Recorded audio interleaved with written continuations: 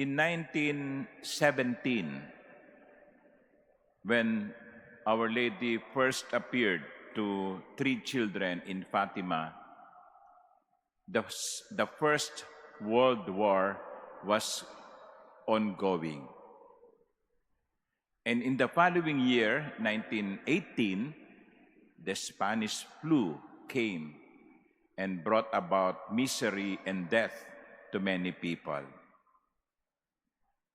First World War, Spanish flu. 107 years after, meaning today, there is still ongoing war, but not in the scope of a world war, but according to Pope Francis, scattered wars. There is ongoing war in Ukraine. There is ongoing war in Gaza. There are conflicts all over the world. And we have just come out of COVID-19 pandemic. 107 years, the world has not changed that much. What has not changed in the last 107 years? One, our need for conversion. Tuloy-tuloy po yun. Yung paanyaya ng Panginoon, yung paanyaya ng Mahal na Birhen na magbalik loob sa Diyos. Because if we analyze it, much of our sufferings today, much of the conflicts today that are happening are rooted in lack of conversion. Kaya nagkakaloko-loko ang buhay natin kasi ayaw nating magbalik loob. Itinuturo sa atin ng Panginoon, itinuturo sa atin ng Diyos ang landas, itinuturo sa atin ng Mahal na Birhen ang daan, pero pinipili pa rin nating tumahak sa landas na gusto natin.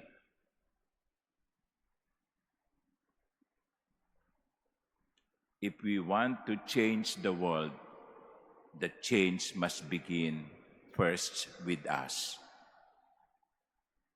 There is need for conversion. That is why the call of Our Lady of Fatima remains to be valid even today.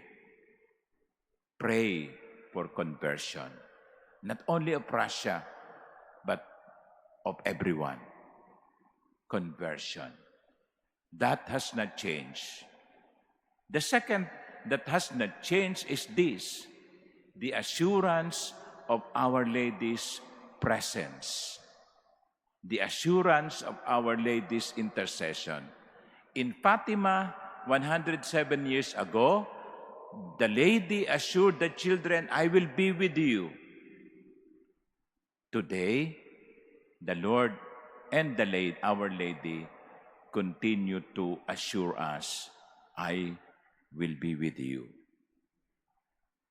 So hindi nagbabago yon ang katiyakan ng Diyos na hindi niya tayo iiwan. You know, in the gospel of today, the Lord is telling us that life will not always be easy. Life will not always be smooth. In the world, you will have trouble. You will have trouble. The Lord has said that. Life will not always be easy and smooth. But take courage. Take courage. The Lord said, I have conquered the world. Ang sinasabi ng Panginoon, hindi sa lahat ng oras magiging maayos ang takbo ng ating buhay. Daraan tayo sa mga pagsubok. Magpapasan tayo ng mga mabibigat na problema. Pero, ang sabi ng Panginoon, huwag kayong mag-alala. Nagtagumpay na ako. Nagtagumpay na ako. I have conquered the world.